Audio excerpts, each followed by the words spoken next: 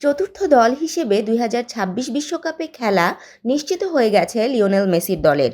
এবারের আন্তর্জাতিক উইন্ডোতেই বিশ্বকাপ নিশ্চিত হয়ে যেতে পারে আর্জেন্টিনার, সেটা আলবিসেলেস্তেরা জানত। প্রয়োজন ছিল দুটো জয়ের, কিংবা অন্য ম্যাচের ফলাফল পক্ষে আসার। উরুগুয়েকে হারিয়ে অর্ধেক কাজ সেরে রেখেছিল কোচ লিওনেল স্কালোনির দল।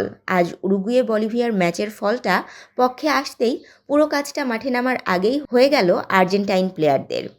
উরুগুয়ে আজ বলিভিয়ার সঙ্গে ড্র করেছে, যার ফলে আর্জেন্টিনার শীর্ষ ৬ থেকে বিশ্বকাপে খেলাটা নিশ্চিত হয়ে গেছে।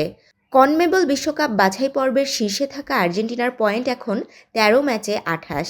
ওদিকে উরুগুয়ে ম্যাচ ড্রয়ের পর ৭-এ থাকা বলিভিয়ার পয়েন্ট ১৪ ম্যাচে ১৪। অর্থাৎ আর্জেন্টিনা বাকি সব ম্যাচ হেরে বসলেও শীর্ষ ৬-এর বাইরে থাকা বলিভিয়া সব ম্যাচ জিতে তাদের পেছনে ফেলতে পারবে না। ২০২৬ বিশ্বকাপে প্রথমবারের মতো ৪৮টি দল খেলবে। সেখানে কনমেবল অঞ্চল থেকে ৬টি দল সরাসরি খেলবে বিশ্বকাপে, আর সপ্তম দল পাবে আন্তঃমহাদেশীয় প্লে অফের টিকিট।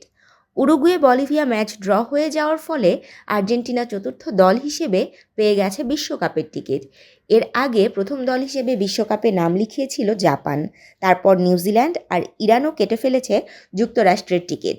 এরপর ব্রাজিল ম্যাচের ঠিক আগে বিশ্বকাপ নিশ্চিত হয়ে গেল আর্জেন্টিনার।